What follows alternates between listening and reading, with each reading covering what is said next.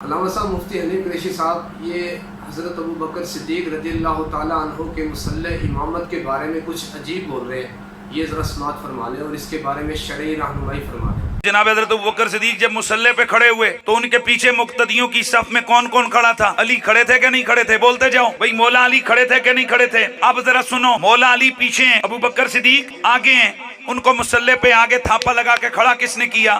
مولا علی نے کیا۔ لیکن اصل مسئلہ پتہ کیا ہے؟ حنیف قریشی صاحب جو ہے وہ لاکھ اپنی زبان سے کہیں، لیکن جو بندے کے افعال ہوتے ہیں نا وہ بہت کچھ بتا دیتے ہیں۔ حنیف قریشی صاحب اس وقت اہل بیت کے حوالے سے غلوف کی طرف جا رہے ہیں۔ دیکھیں، ضابطہ یہ ہے ہمارا اسلام کا کہ جو بھی ہستیاں ہماری ہیں، جن پر ہمارا ایمان ہے، جن کی تعظیم ہمارے لیے ضروری ہے، ان کا جو مقام و مرتبہ ہے، نہ اس سے ان کو زیادہ کیا جائے گا، نہ اس سے انہیں کم کیا جائے گا۔ یہ ہے اہل سنت کا مذہب۔ آق علیہ الصلوۃ والسلام نے مولا علی پاک سے یہ تو فرمایا تھا کہ علی تیری وجہ سے دو جماعتیں ہلاک ہوں گی، ایک وہ جو تجھے حد سے بڑھائے گا اور ایک وہ جو تجھے حد سے گھٹائے گا۔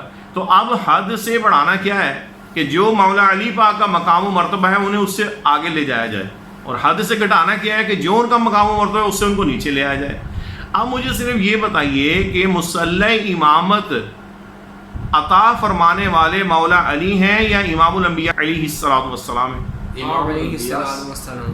اس پہ صریح حدیث پاک موجود ہے کہ حضور علیہ الصلوۃ والسلام فرماتے ہیں مروا ابا بکر ان یصلی بالناس، کہ ابو بکر کو حکم دو کہ وہ لوگوں کو نماز پڑھائے۔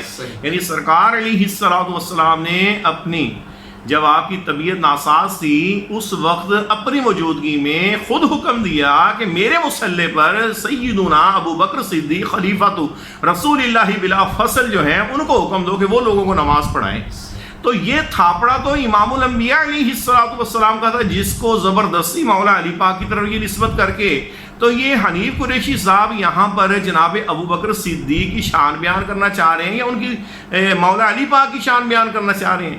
کہ یعنی گویا ابو بکر صدیق اپنے مصلح امامت میں مولا علی کے تھاپڑے کے محتاج تھے، اور کل کلا کو اگر کوئی خارجی ناظمی یہ کہہ دے کہ مولا علی کی بہت ساری شانوں میں مولا علی حضرت امیر معاویہ کے تھاپڑے کے محتاج تھے، یعنی مولا علی کی بہت ساری شانیں حضرت امیر معاویہ کے تھاپڑے کی وجہ سے ہیں، تو حنیف قریشی صاحب کو کرنٹ لگے گا اس بات پہ۔ یہ میں پکی بات ہے کہ لگے گا کہ نہیں لگے گا؟ بالکل لگے گا۔ تو اب اس بات کو وہ فوراً کہیں گے کہ یہ کیسے ہو سکتا ہے کہ مولا علی کی شان ہے اور حضرت امیر معاویہ کے تھاپڑے کی وجہ سے؟ تو بھائی ہم بھی یہی کہیں گے کہ جناب ابو بکر صدیق کا جو مصلح امامت ملا حضور کے حکم سے ملا، حضور کے تھاپڑے کی وجہ سے ملا، تو پھر آپ کو یہ لفظ کہنے کی کیا ضرورت ہے؟ اور یہاں آپ وہ ضابطہ کیوں بھول گئے کہ 1400 سال میں کس نے اس طرح کا جملہ کہا ہے؟ تو آپ مولا علی پاک کی شان بیان کریں، اہل بیت کی شان بیان کریں، لیکن اس حد تک بیان کریں نا کہ جس حد تک اہل سنت کا مذہب ہے، ورنہ تو پھر آپ خارجی اور ناصبیوں کے لیے بھی دروازہ کھولیں گے کل کلا کو وہ یہ جملہ کہیں تو ہمیں تو اس پہ بھی اعتراض ہوگا۔